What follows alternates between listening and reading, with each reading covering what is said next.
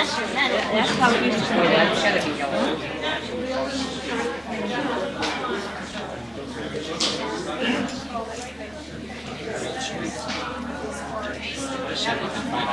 I don't remember them peddling around. Different street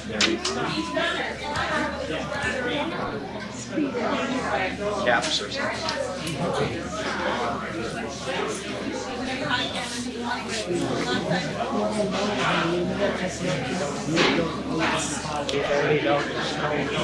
Chains on the top, get stuck. I never knew you. Bliss used one of those. 3, and then they built this one. That one burned down in 36, and then they built this almost duplicate of it. That opened in 19. This is Center Street, like bridges alongside the schools of their road they were carrying. Friends of Attleboro Interest Revitalization's Millennium Committee. As you know, last year there were a number of events throughout the city. This very hall, 6 months ago, we had all the living mayors here discussing what it was like during their time in office. And tonight, we have the Friends of History, and I'm going to turn it over to Greg Dorrance, who's going to introduce the program to you. And thank you very much for attending tonight. Thank you, Don. I'm Greg Dorrance, one of the volunteer members, along with many others of us here.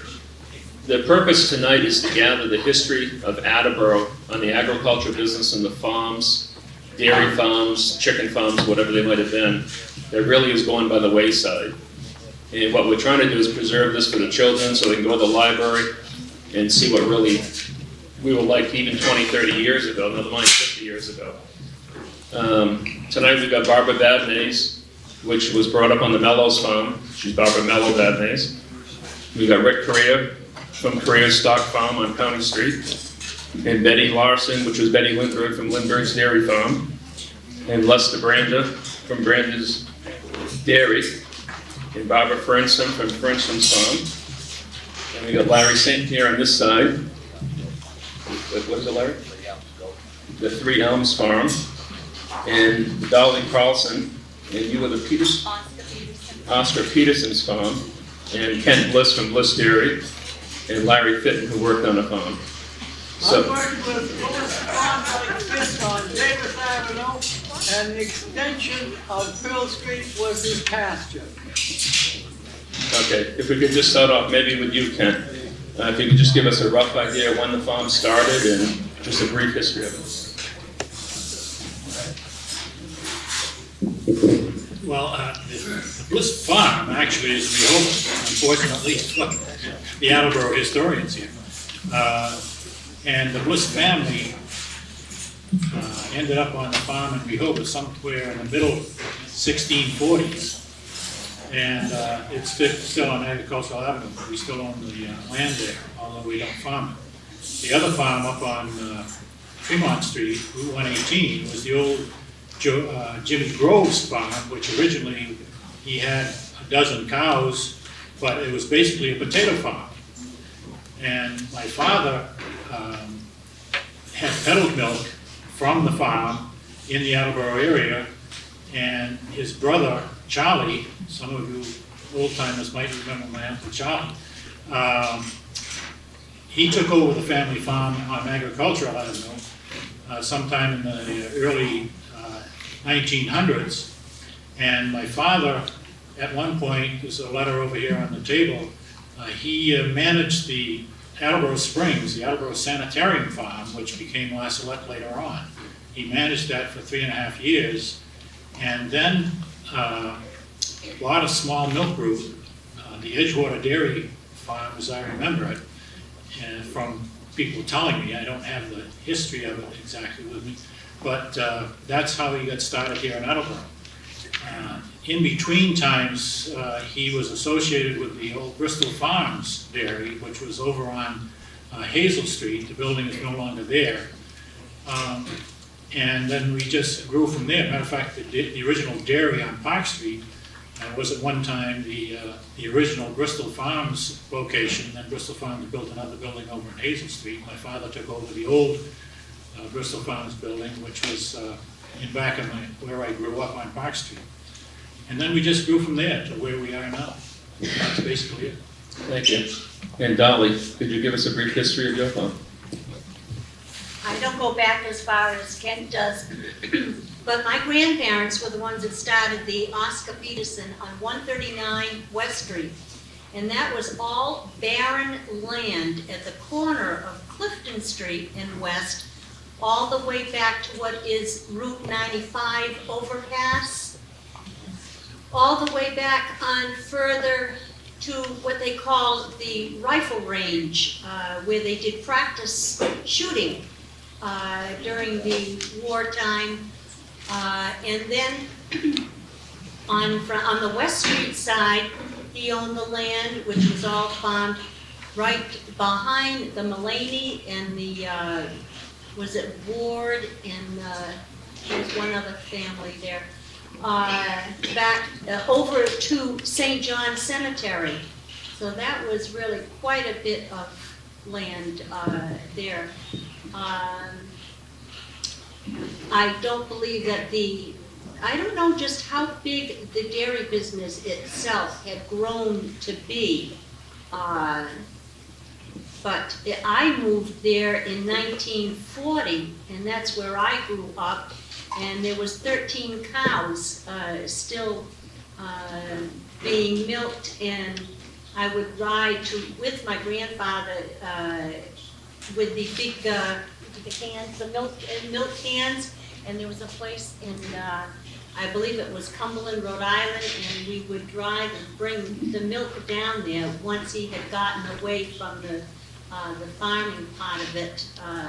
So you did deliver milk and so forth too? Oh, You had an actual dairy? yeah, and Hay would ride on the back of the, you know, the old equipment and whatnot. My brother and I did.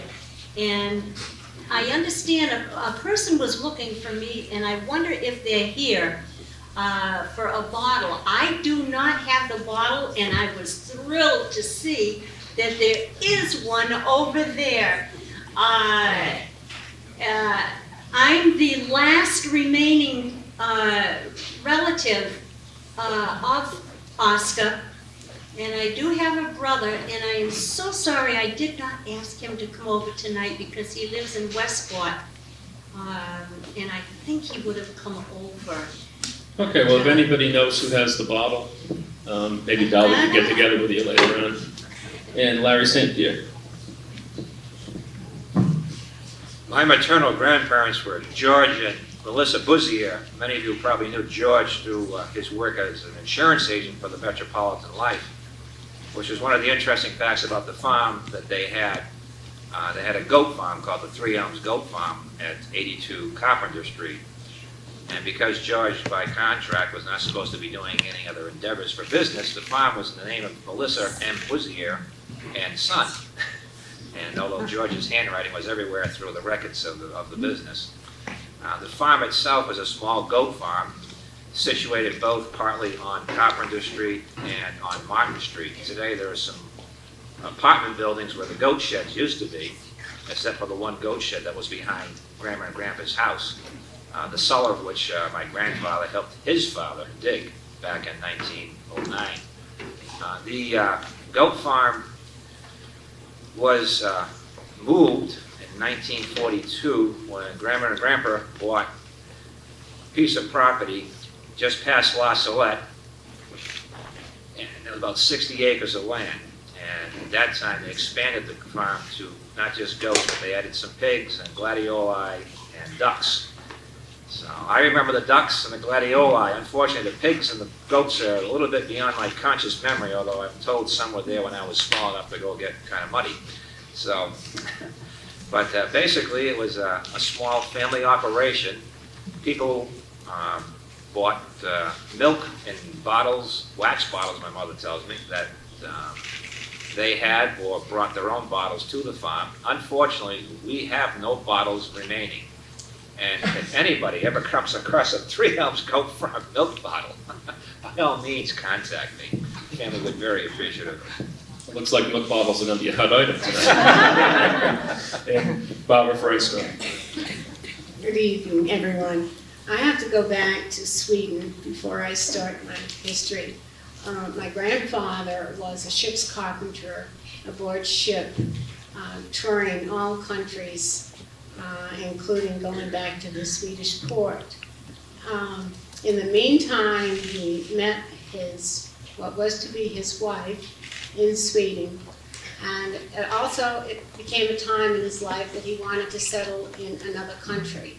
He had visited many countries, and he liked USA the best. So he came to, I'm not sure if his first stop was Pawtucket or Providence. Soon after, he sent for his wife-to-be, and they settled near, the name of the company is Hope Webbing and Company, where he worked for 30 years. But in the interim, they moved to where I am now, I would say in the early 1900s, approximately 1905, 1906. They settled there for the remainder of their life. He did finish his stint with Hope Webbing also. My father was born and brought up there, as well as myself. And we both have never left the farm. My father's work was denoted especially on raising a registered pedigreed Holstein herd. He traveled with Kent's father, Tom Bliss, many times searching the pedigreed animals that were at dispersals. From there, he also knew Kent's brother, Charlie Bliss, who used to sell grain down at the tracks near what is now the Hebron Mill Apartments. And I used to go there with him to pick up the grain, the fitting ration. There is also a turn in transportation during my lifetime. There's a picture of me when I was very young on our first tractor, which eventually replaced our work horses, which there are also some pictures of those. There have been many engineered factors that have entered into the progress of farming. I wish there were more young folks. We need the young people to be interested to carry on the scientific basis of agriculture in reference to the correct feeds, the lines, the pedigrees to produce the kind of a milk product that I think we had before. There was a time when pasteurization came along, and at that time Tom started no longer picking up the milk in large cans, but would have a fancy pump truck. And therefore, at that time, the farmer had to install these large milk containers in the milk room and alter the milk room somewhat to accompany these large milk tanks. Prior to the law that was passed in reference to pasteurization, many neighbors would come to buy the raw milk. And everyone who got a taste of raw milk, I think, had difficulty in accepting the taste of pasteurized milk. Sorry. I'll debate that issue with That's part of our history. And also industrialization has taken its effect with these huge tractors now, their extreme amounts of horsepower and the loss of work horses in most area farms. There is a letter I wish you would read that my mother received approximately a half a year after the demise of my dad, who passed away January 1st, 1968 at an early age. I hope to carry on in his memory. The letter I was referring to states the various pedigrees that were dispersed when the cattle needed to be sold because of his ill health. And there has been some good stock have come out of his breeding. I don't want to take any more of your time. I thank you all for attending this wonderful fair. And I am still there, and I hope to be at Benbar Farm. Thank you, Barbara. Barbara mentioned to read the letters. We have a lot of letters, photographs, bottles all around the room. We just ask that you do not handle the bottles and some of the documents and photographs that are very old unless the owner tells you it's okay. And now we'll go to Leicester Brandon. Good evening. My first adventure in the farming business, I was 11 years old, and I bought my chickens, believe it or not, from Sears Roebuck. Sears Roebuck in Montgomery, we sold a full line of farming equipment. Then when I turned 12 years old, I got a job working for Betty's father here, delivering milk. The 4 years I went to high school, we would get up at 2 o'clock in the morning, go out and deliver the milk. In those days, the milk had to be delivered before breakfast, come back, milk the cows, go to school, then come back and work on the farm. And at 18, I started in my own dairy business, and it kept expanding to where I had 3 milk trucks on the road at one time. And I also was milking roughly about 40 purebred Guernsey cows, and I also kept over 5,000 land birds.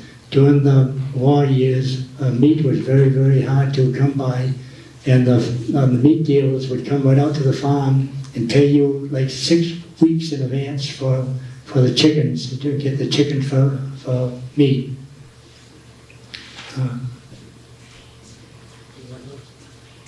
But anyway, then, I leased 3 farms on Wilmer Street in Brixton's Corner.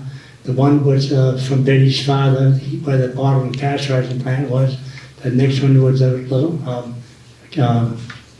Boston farm, and that's where I kept the cows. And the third farm, these all farms were right in a row. The third farm was Eddie Almeida. He had double-decker chicken coops there. That's where I used to keep the chickens.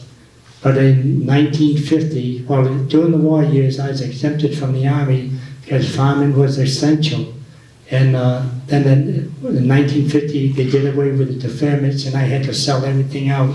I sold out to Hood Milk, and I went in service for 2 years. And when I come back, I continued to drive truck for Hood Milk. But it was a crying shame when I had to sell the cows and the chickens. They were just like family to me. And that's just about all. Thank you, Lester. And Betty Lindbergh Larson. First, I want to say thank you for having this program tonight, because it's forced me into doing a little research, and I have neglected when I had my parents and my aunt and all these people around me to tell me all these things. So I've decided that I'm going to write some things down, and thank you to Lester tonight, because he helped fill in a lot of blanks I had, because I think it's important to be able to pass it on to our children. My husband Dan and I live on land that's been in the family for 3 generations. My father's father, Anders Lindbergh, who also came from Sweden, bought land in 1914 from Joseph and Sylvia Collette. My grandfather was not a farmer. He worked in the tool room at Frank Mossberg Company. And from what I remember, it was my grandmother that really ran the small farm. It wasn't a big farm, with a farmhand.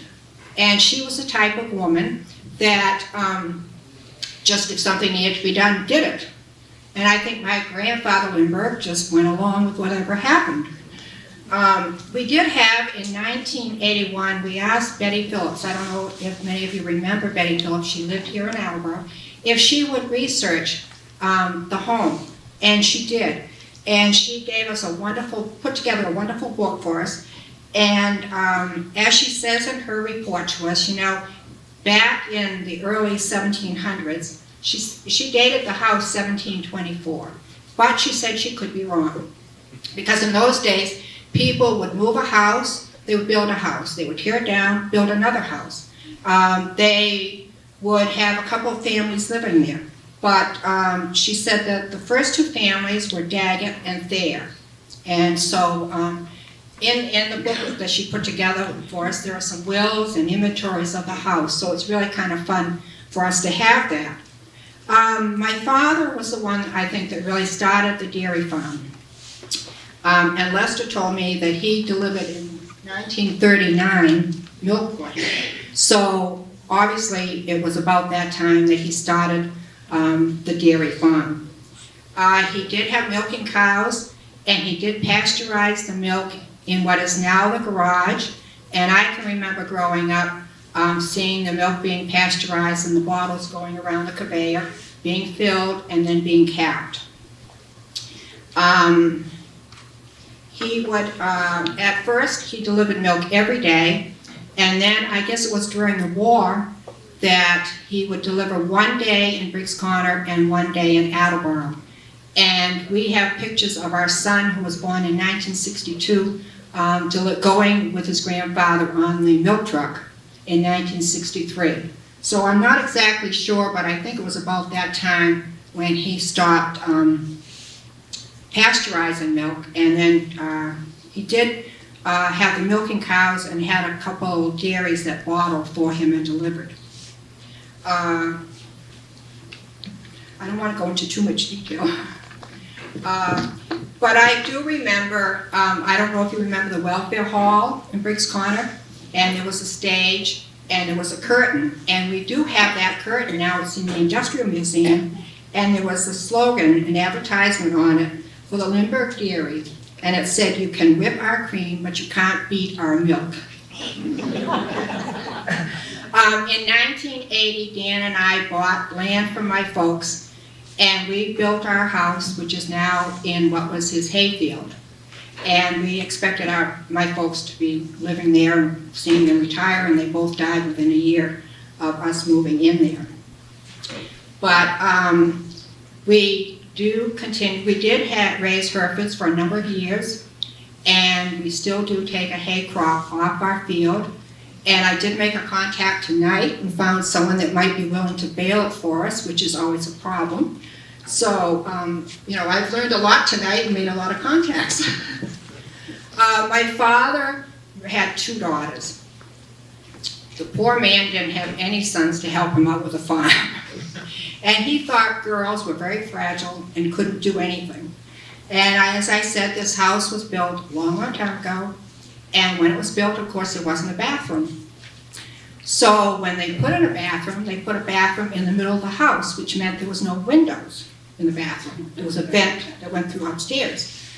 And when my father was going to breed the cows, and the bull was going to come, he would call to my mother and say, "Martha, get the girls." So my sister and I would be put in the bathroom. And it took us years to figure out why we had to sit in the bathroom.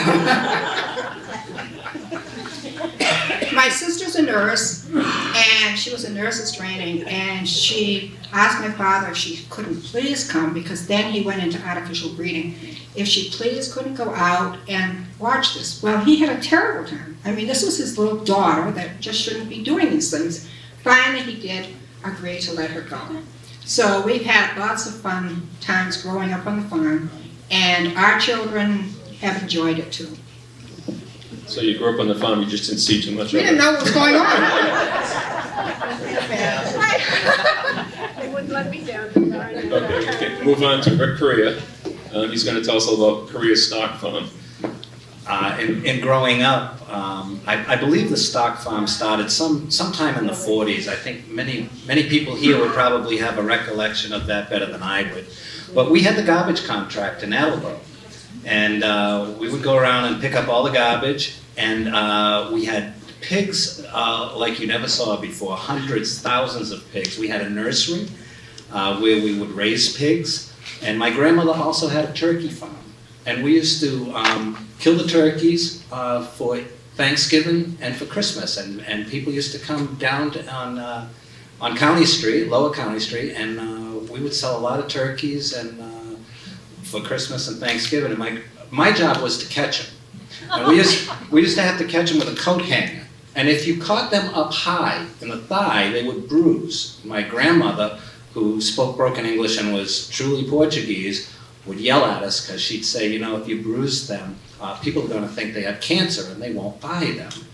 So my grandmother had a very, very nasty temper. I can remember picking eggs one day, and Kent's laughing over there. I think he knows my grandmother. I broke an egg, and she had a pail of eggs in her hand, and she threw the entire pail at me for breaking one egg. And I tell you, I never broke another egg again. So I don't know whether that was profitable for her or not. I think it might have been. In growing up, our pigs all went down. There was an epidemic of cholera that came up through Rhode Island in 1968. And I was graduating high school around then, and I guess my family thought that maybe I would take over the farm and continue on with it, and I had made a decision to become an electrician instead, and I was happy I did, because just before I graduated, all the pigs were put down due to the cholera epidemic, and Career Brothers Pig Farm was put out of business in 1968. But we did have the garbage contract, and I ran track in high school, and the reason I was good at track in high school was because I had to compete with the dogs for their garbage in their yards. I was also a high jump because I leaped many a fence in doing that as a young boy. I have so many memories. I could go on forever, like everyone here at this table can. And I will never, never sacrifice my life in growing up on a farm for anything. And I just wish so much that people, young children today, could have the opportunity that I had. It was healthy. My parents used to just about plant all us kids out in the snow, and if it got too deep, they'd come out looking for us with a shovel. You were outside all the time. I can remember the pigs broke out one August afternoon, and we must have had close to 2,000 pigs in the middle of County Street. We stopped traffic all the way to Pawtucket for quite a while. But my memories are really fond, and I just wish that people today would have the opportunity to grow up on a farm, because it was wonderful. And I could go on forever, believe me. Thank you, Rick. And Barbara Mello Vadnais. I too grew up on a farm, Mello's Farm in Attleboro on West Street, and my grandfather bought the farm, and all the kids grew up on the farm, and then my father inherited the farm, and the six of us grew up on the farm also. I can remember as a child growing up on the dairy farm how much fun it was. It's just something about the farm I really enjoyed. And back in the 50s, in the late 50s, eminent domain came in, and that's Manchester Reservoir used to be my dad's land where the farm is. And I really liked the farm. My uncle also had a farm in Rehoboth, Manny Mello, and he had a dairy farm also. And then I ended up marrying somebody from high school, and I now live on a farm again. And I don't think I would trade that for anything. We have a pig farm in Rehoboth, and like I got 18 laying hens for Valentine's Day. How many girls are too excited about that? I really like that. It's just something that gets into your blood. I ended up working at the Bristol County Agricultural High School now, doing all the recruiting. And when I talk about the farm, a lot of kids get excited because they've never been near the animals, and it's really nice to be around the animals again, especially the Holsteins. I really enjoy the cows. I have Herefords at the farm, my farm now, but I really enjoy the Holsteins. I still love being in the dairy barn. A year ago, I had the opportunity to teach for 6 months in the dairy barn. So the long memories of growing up on the farm on West Street has lingered, and I really enjoy it. And I too think it's important for kids. So Barbara, your farm now became the reservoir. Yes. Now, you had mostly milking cows. Did you grow vegetables? Milking cows, and then my father also was the first farmer in Attleboro to have a hay baler. He also baled a lot of hay. I still bale hay in Rehoboth. My husband and I have hay fields. I like baling the hay too myself. Now, did your father employ other workers, or did he do most of the work with him and his family? Most of the work, he employed 2 other men that I can remember. One and a young boy that came to live on the farm. Okay. And Rick, did your family employ just family members, or did they have outside workers that helped also? No, we had a lot of outside workers. And if you go down County Street, as you go over the hill, my grandmother's house is on the left. And then there was a little bunkhouse on the right where the farmhands would stay. And then all that farmland was on the right where the pigs were. My grandmother had the turkeys and the chickens at that big red house on the left. So you had them cornered there? Oh yeah, we had a lot of help, and know, it just, we had a lot of property down there. We had a couple of packers that we used to go out with to collect the garbage and. So roughly how many people would they employ? You say a bunkhouse for the workers, was it 10 workers or 20 workers? Oh, no, I would say probably no more than 10, but then there were 3 brothers involved in the business and all of the children involved as well. I mean, we were, when we could lift a 30-gallon bucket, we were employed, whether we were 8 or 6. I don't think there was any labor laws back then. We used to go out and ride the packers and pick up the garbage, and so it was a family business, and I think that's the way most of the farming was years ago. It was all family, and in our case, when we did get the garbage contract for the city, it required additional help, and we employed people. Very good. Now, Did Betty, they cook garbage then? There was a time when we didn't at first, but then there was a time that we were ordered to. We had to cook the garbage, and the way we did it was we had a boiler in one of the houses where we had the nursery. And we would fire up that boiler and get it as hot as we could, and we would take and we had what they called a truck that we put all the garbage in. It was called a coffin. And we would take a big hose from the boiler and cook the garbage that way before we gave it to the pigs. Did it smell good? It was absolutely wonderful. It's in my blood, and every time I go by a farm now, my wife says, roll up the window, and I open the sunroof. I love it. now, you were talking earlier, there was also a state farm or a city farm that was by in the same area? If you went down County Street, took a right on Tiffany Street, wasn't the Poor Farm down there? Yes. Just as you rounded the big corner, there was a pond on the right, and then if you went straight, there was the Poor Farm down there. And I think there was a young lady by the name of Kitty who used to run it. I don't know if anybody remembers that or not. And they had cows and chickens, and they grew their own vegetables. And I visited the poor farm one time as a city councilman at the last before they stopped using it. Very good. And Betty, your father, most of the work by himself, but did he employed Leicester for a while? Leicester, and then there were some other Godfreys. The Godfreys. And Barbara, did your father do most of his breeding and everything on his own, or? Yes, in the early stages, he didn't have too many people employed. I had a young gentleman came up to me this evening and asked if I remembered him, that he had worked on the farm for my dad. There were a few local boys who did. The mainstay was my cousin, Charles Harry Anderson, who was the originator of Anderson Gardens. And he was in the employ of my dad roughly, I have to guess at this, until 1946 to 48, and then Harry decided to buy a farm of his own. But there were long hours. These hours started at least 5 o'clock in the morning and continued till late evening. And I remember waking up at that time. The water situation for the cattle would echo in the cellar because the pump would start with this huge tank. And I would wake my dad up and say, Dad, I think the water's running in the barn. And he would go down and the barn was flooded because the cattle would stick their nose in this paddle that operated the water, not facility, but the water vessel, and this would flood. But those are the kind of memories you remember.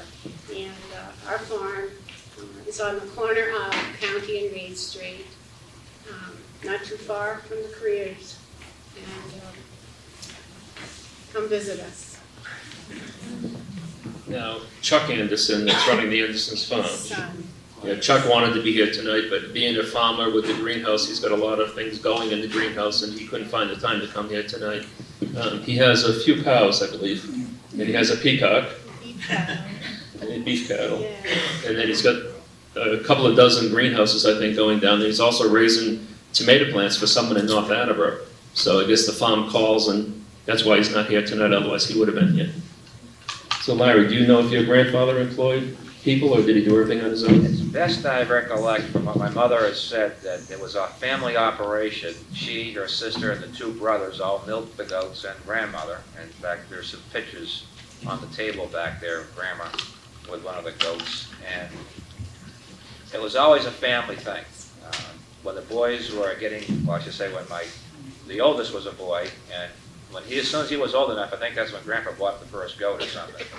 Because you can notice what happened was it started about 38, and then by the mid-50s, when the children were all gone, the free labor supply was gone, and it kind of like condensed, and then went to things that were easier, like more vegetables and gladioli that my grandmother paid more attention to. It was just a lot of work running a farm, no doubt about it. There had to have been several dozen goats, I think, at one time, because the pens, the goat sheds were quite large, and there were at least 3 goat sheds. And this is the back one. This was all on Park Street by Wasilla? Well, the original farm starting on Martin and Carpenter Street, there were 3 goat sheds there at that time. When they moved to Park Street, there was a huge barn, which some people may remember. It sat on that curve, and it was kind of dilapidated and kind of falling down. My grandfather actually sold it to someone who built a house with some of the timbers in it. But the goats used to clamber all through the rock wall remaining parts, and the ducks used to cross out and cause all kinds of havoc with the traffic on Park Street, which was even faster than it is there today sometimes. But it was truly a family operation. And even after the farm itself stopped commercial farming, it remained very family orientated.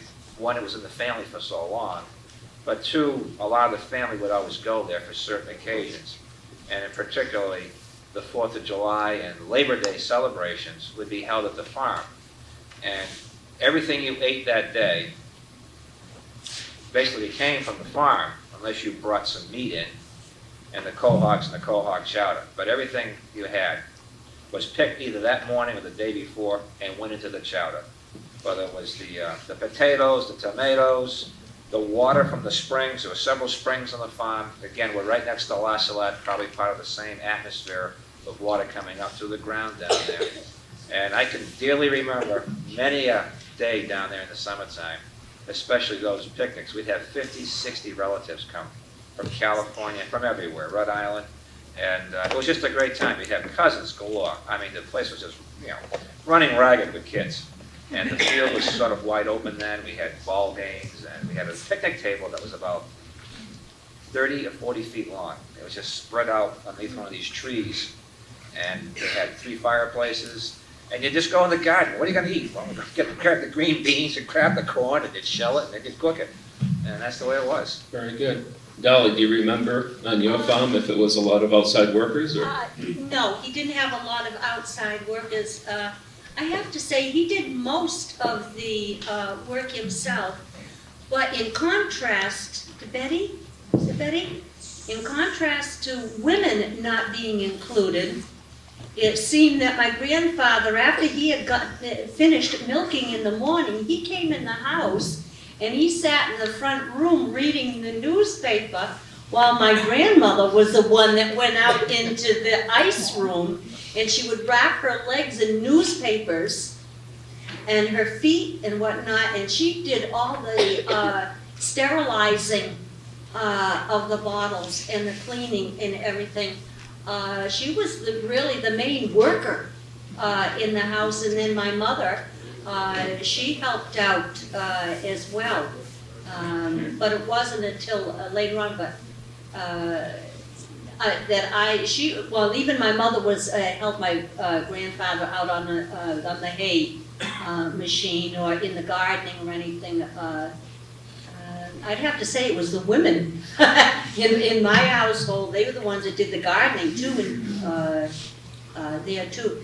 Can I just add one thing? When we first, after my grandfather stopped doing the cows, we had Leicester and your brother, our brother, as our delivery person.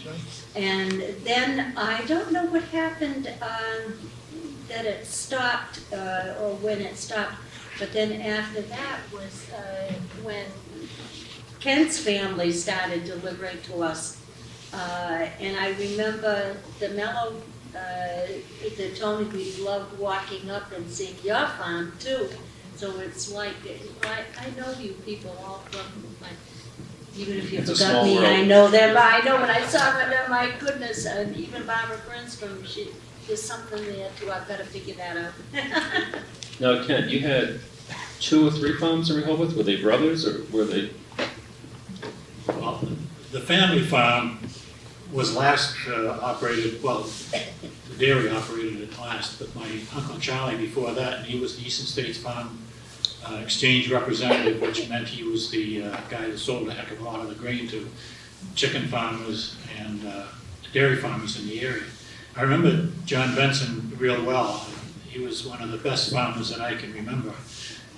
Anybody that can, if you will, make money and make a living on a farm, he's got to be a genius.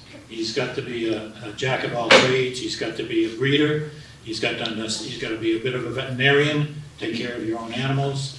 When you see a farmer with his arm in a cow up to his shoulder, you know that he's doing things that he's been born to almost. But it was interesting because at one point we had farmers that were selling their milk to us, Benson, Johnson, Anderson, and Nelson, all down in the Reed Street and over into the Old Town area. But they were great farmers. And but we actually only operated the farms in Rehoboth. I never worked on a farm. I've got to confess, I am not a farmer. But it's a great life.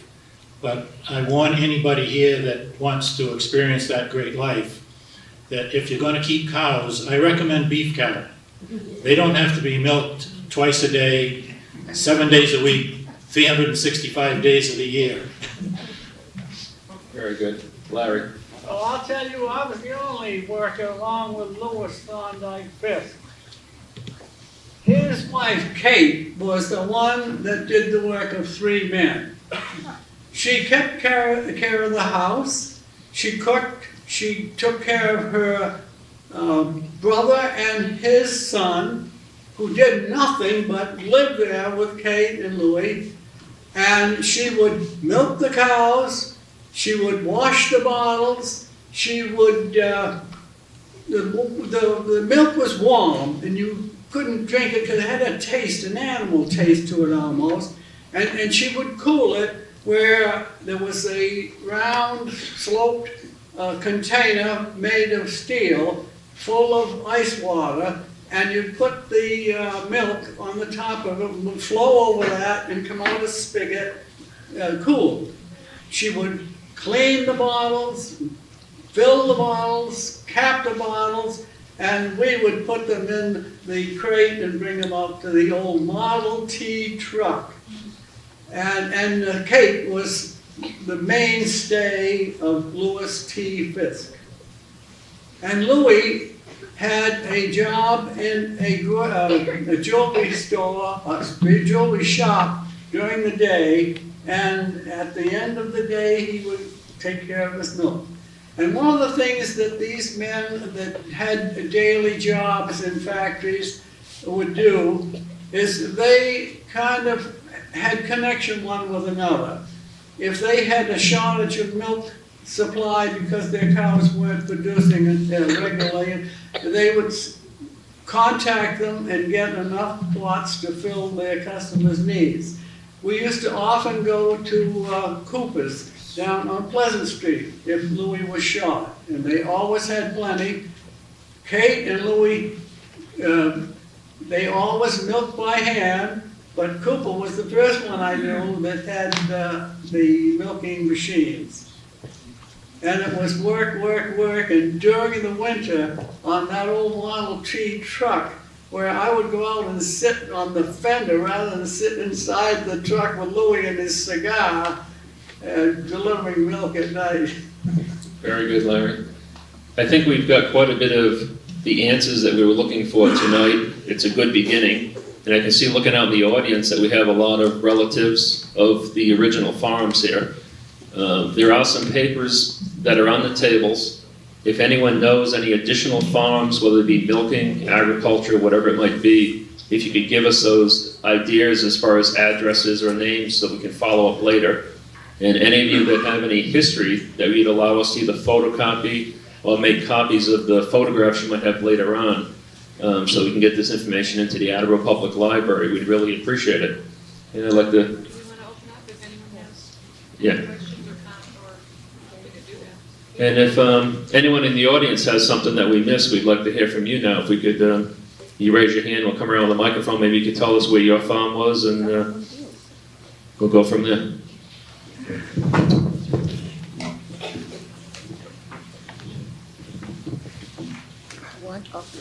You would think somebody raised Cain or something. Okay. Start with. How you doing? Can you give us your name, please? My name's Ray Johnson. I knew John Benson very well. In fact, he had the biggest bloody bull I ever did see. I couldn't look over his back, it was that big, and I'm 6'3" at the time. But one of the things I brought up, you talk about farming, the La Salette, at one time, had an herb farm that went from Briggs Corner down Park Street, and then down Maple Street to the Speedway, which is now O'Neill Boulevard. And old Dr. Solomon, who of course was one of the originators of the La Salette, had this fantastic herb garden. He also claimed to have a cure for cancer. This is a questionable thing. But my daddy tells me about when we were living on Maple Street in Attleboro, that it wasn't a lot of horses that you saw, it was a lot of oxen in his day. And he used to say what a wonderful thing it is to think that I used to get my oxen stuck in the road on Maple Street to see a man on the moon. And when you think about that, and you think how fast Attleboro has grown, time really flies. We've lost an awful lot. When my children were being brought up on the farm, I kept nothing from them. They've seen just about everything born. And plus, I had one son who liked the pigs best, and he had one that wouldn't even eat until he was a baby. I had a daughter who had a Jersey bull, and of course we had rabbits, and well, we had just about everything from time to time. And like all these folks say, it was a wonderful way to be brought up. And if I could, I'd be back on the farm today. Oh, thank you. Where was your farm? My farm was on in North Situate, Rhode Island, but I was brought up on Maple Street, and that was a chicken farm. And in those days, that was considered country. It wasn't city like it is today. I've gone hunting right out in the back of my house, and I can remember, running through the woods, coming out at the old horse barn at Bush Brothers Dairy. And I can remember going with my cousin on the horse and buggy delivering milk. And I can remember when M.R. Flashley delivered his local wood with a horse and buggy. I'm not saying how old I am, but I remember those things. Very good. And we do have some pictures that I brought in on a table on the other side here. We don't know the name of the farm yet because the guy that loaned me the pictures to be copied is from New York. But there's a picture of a car speedway, and it brought up when he said the oxen, a picture of the oxen in the farmhouse. That's now where Home Depot is. So we had a car racetrack there plus the oxen.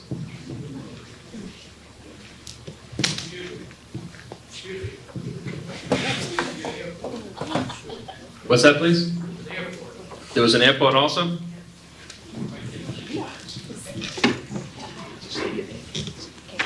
I'm Ruth Fine Handy, and I'm from Fine Farm, which has been in existence since 1903, when my grandparents came over from Russia.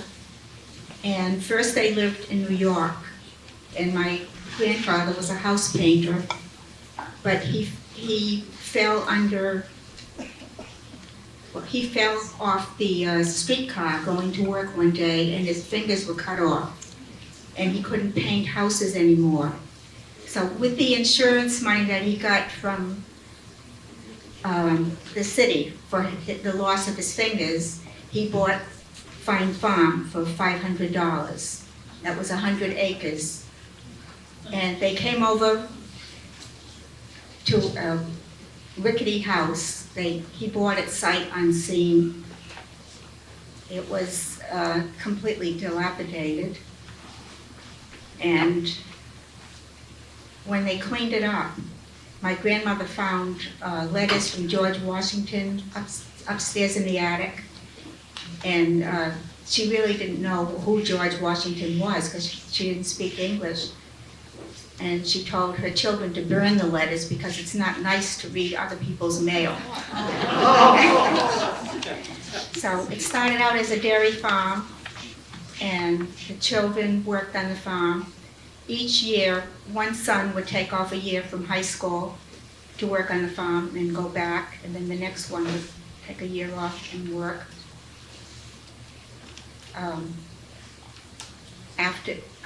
After everybody became allergic and got asthma, they had to sell all the cows, and they went into a poultry farm. And that lasted for a good many years. My father was Hyman Fine, and his brother, Sam Fine, were the two farmers. The other ones went off to New York. We still operate the farm, my husband and I, George. It's now greenhouses. We have 7 greenhouses. And we also have a vegetable stand, Fine Farms Corn Crib. And we work 7 days a week. 24 hours a day. 24 hours a day. In fact, George would be here, except he was still in the greenhouse when I left. He's out there from 4 in the morning until sometimes 9 at night. We don't really have workers. He does it all himself. He plants it. First he plows it, he plants it, he grows it, he picks it, and I sell it.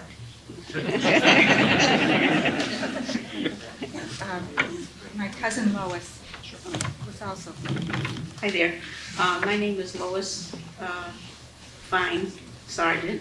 I was a corpsman, my maiden name, and my dad had a poultry farm in North Attleboro on Old Post Road. And he used to have his own baby chicks, incubators, and he also bought chicks from Sears Roebuck, if I remember right. I know all the brooder coop heaters came from Sears Roebuck anyway. And I grew up, we had cows, we had pigs, we had geese, we had a couple of peacocks, but it was mostly poultry. And as someone spoke before, during the war, when you couldn't get meat, poultry was a premium. And he used to have the chickens dressed, and we used to help pull the pin feathers off of them. And my mom used to open them. We used to help her do that, and he'd wrap up each chicken, and into Providence we'd go into Pawtucket, and he had certain customers, and that's where he would do most of his selling. And my brothers, I had 2 brothers that worked on a farm, and the rest of us girls, we used to times where we'd have to take off from school if there was a flood, when the chickens were out on the range, we'd have to get them in, and it was a lot of fun. It was a lot of hard work, but we didn't know it was work at the time. It was just a wonderful life. As someone spoke before, growing up on a farm is like nothing else. It's just so wonderful. And now I live on the farm property with Ruth and George. We're on the opposite side of the street. When the grandparents passed away, Ruthie's dad it has the Attleboro side, and my husband and I'm on the Rehoboth side. So it's split up now, and I don't actually do any farming. My son comes up from Florida every summer, and he is trying to put his hands into the soil and grow vegetables, and he just loves it. And thank you very much. Very good. I did not grow up on a farm. I'm Dan Larson, Betty Larson's husband. But I just, this kid thing of being around a farm. I don't know if anybody is here from Just a Mere Farm, which is down on North Main Street. So I'll talk about it for a minute. Harry Carpenter was the fellow that owned Just a Mere Farm. And that farm at the time was on both sides of North Main Street. It went all the way down to where Bishop Bean High School is today. And then it went out in that neighborhood that is just before the farm. There was a huge amount of area out back there where there's a big housing development. Now I have to get the name of the streets in there, but we always had fun down there as kids. Harry was one of these guys that would let all of the neighborhood kids come down and be around the farm. We hung around and watched him milk. We would help him at haying time. He always brought the hay in loose, so he needed a lot of hands to pitchfork the hay up onto the wagons. And I can remember one Halloween when his haystacks burned. I had nothing to do with it. But again, it was a time when he went out of farming before tractors were popular, and he did everything with a team of horses. So it was quite an experience for a young kid to grow up with that. Very good, Dan.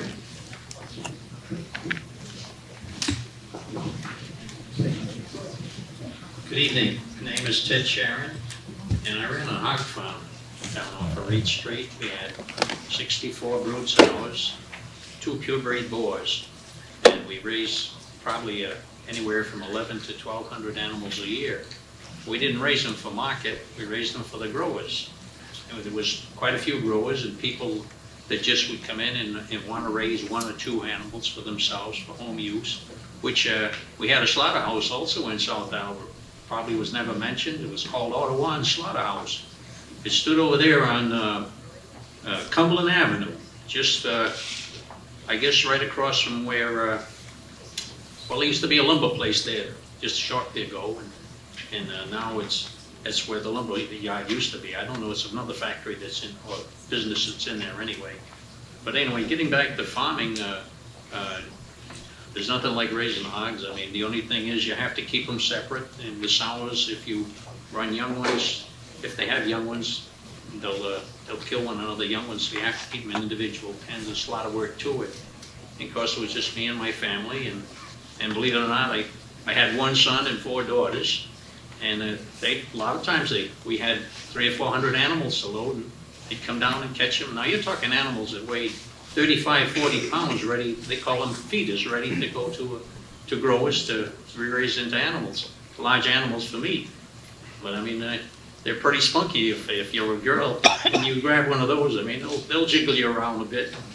And they learn how to load them anyway, but it was fun. And I knew the Koreas. The Koreas were great friends of my dad, and they raised quite a few hogs and even bought some off us. And there was another big hog farm that, it's not in Attleboro, but you probably heard of the Maduras farm. They were there. And of course, another one is over here in Rehoboth. It's a huge hog farm, and it's run by the Hash brothers. And of course, we knew the Bensons also that lived on Reed Street, and we knew the Andersons, and the Johnsons, and the Sumners, and the Mitchells, and the Stretchards. These are all farms that were on Reed Street. And in those days, you know, let's face it, we didn't have radio or anything like that like today we have. We didn't even have electricity. I mean, one of the first places to have electricity and a radio, I think, was Mrs. Cooper, and she lived just between our house and Barbara's house back where, I guess today, Stony Lee owns that property, and they're building some homes in that area. It used to be the Rouse Farm at one time, and after the Coopers had sold it. But Mrs. Cooper, she taught school there in that little schoolhouse that the Andersons own, I believe, and there's somebody living in the little schoolhouse today. So, and of course, Reed Street, if you go up into the cemetery, you'll see a lot of Reed's stones there, and Tingley's as well. He worked for Reed. There's a lot of history right there on Reed Street in that area.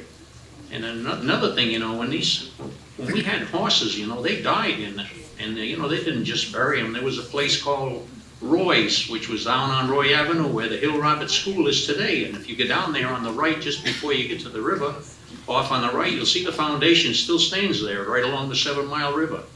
And it was interesting to go over there as a boy.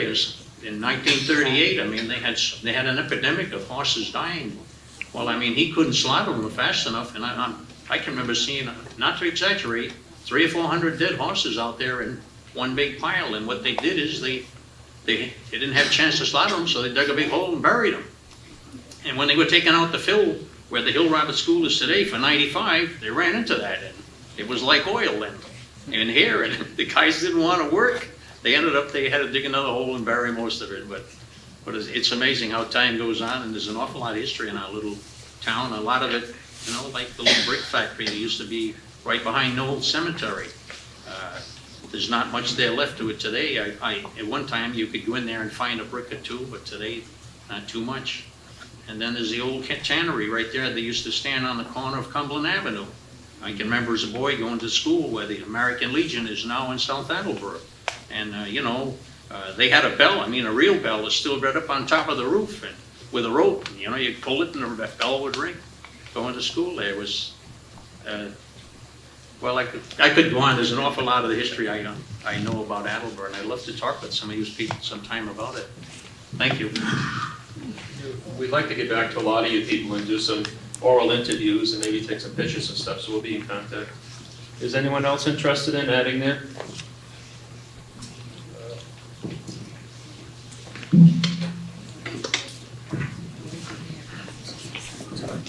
My name is Crowley. There used to be a big farm down on Oakville Avenue. It was called the TB Farm. It was for the TB Hospital. It was run by prisoners of the county. And it died out when they closed the TB Hospital. But that was run by the McClears. I don't know whether anybody recalls that or not.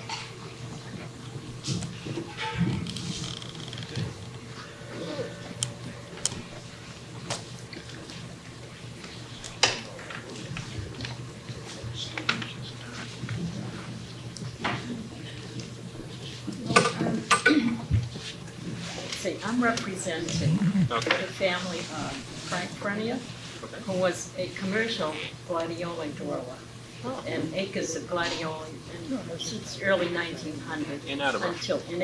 until yeah. It's down in Heberville. A lot of people don't even know it existed, but just over the bridge and to the left and around. Now it's called Frenia Avenue, where there were no homes, and then where the farm there were acres and acres of gladioli. And of course that was, my grandfather had one son who then he turned it over, the business over to him when the Depression hit. And he decided he'd retire and let him because he was a toolmaker in the jewelry factory. And my grandfather was a farmer. He could grow anything, and he did.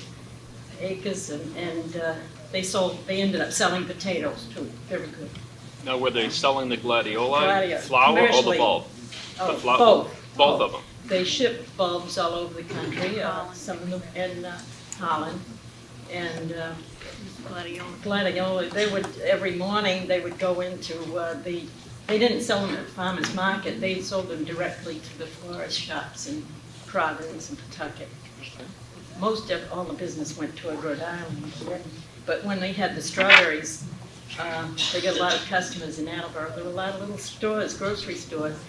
And we used to get up and pick strawberries. We used to start weeding when we were 5 years old. Even being a female, they allowed you to work. Oh.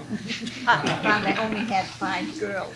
Yeah, so my father just had 5 daughters. So there were a lot of neighborhood boys who helped out this project because you needed many hands. It was a year-round. There's so much work involved.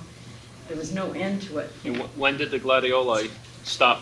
When did you stop growing them? When did he stop? I think it was after the war. Well, my father in 1962, they retired, but it was after the war things died down because, we had the kids and the young people and my father. Was there no demand for them, or? No, yeah. Well, yes. The demise was do with the airplane industry. They used to fly them in from all these, countries that had warm climates, and they could have them year-round. Okay. And we could just grow them in the summertime. But raising gladiolas was a year-round situation. It didn't end. You had to dig them up, you had to dry them, you had to take the little root off the bottom, and you had to, so that they wouldn't get a disease like thrip, you'd have to take care of them. And of course they were all kinds of varieties. So my grandfather during the winter would make these great big crates by hand, and every type of flower was in that, They all had a name, naturally, and flower. Now, was your And father color. also breeding the flowers for Oh, different yes, varieties? and they used to sell bulbs to Holland, everywhere, worldwide. He was known as the gladiola king, okay? And then he could grow anything. He grew, all kinds of produce and sold that too, vegetables, and he had a little orchard. He had apple trees, pear trees, plum trees, all kinds of stuff. He grew anything. But many village boys grew up to be businessmen in Attleboro that worked there at one time or another, because you couldn't hire labor today to do anything like that. So I think tonight we've gone from hogs to cows to gladioli to beef cows and milking, vegetables, flowers. Does anyone else have anything they'd like to add? Or something we could come see you later on and add some stuff when you're not on camera, maybe? Oh, we got one more. I didn't have a farm, but I had 6 children, and there were 27 children on our little street. And Jack Gaffney had a farm over where the Locust Valley Golf Course is, that whole property there, he owned that. And Jack was fantastic. The kids, he drew them like a magnet. And he had cows, pigs, chickens. In fact, some of the pigs were named after some of my kids. But he was fantastic. That must have been an honor. It was. And I do want to say that we got representatives from Bristol County Agricultural High School here today. They have quite a display of antique memorabilia and a lot of photos of, I guess, they're farmers that came from Attleboro. So if you'd like to take a look at that later, that'll be a good one for you. And There's some photos of Bob Sharkey, which is one person they might remember. Bob Sharkey? Yeah, Oh. and then that's. Bill Sharkey. Bill Sharkey. Bill Sharkey. Okay, sorry. He graduated from Bristol. Yeah, Bill Sharkey is No, he's superintendent got of a the Bob. Fox. He's got a Bob. You got a Bob? Maybe a brother. Bob is. And then we have a display from the 4-H, Boots and Saddles 4-H. And Boots and Saddles has a 4-H display over there for us also. We'd just like to thank you all for coming tonight. I know we've got a wonderful start here. And any of you that want to give us your name and address that we can contact you later, we'll be glad to share any of the information we get with you also if someone's interested in keeping up on it. And Joan will have all the information available at the library also. So thank you once again.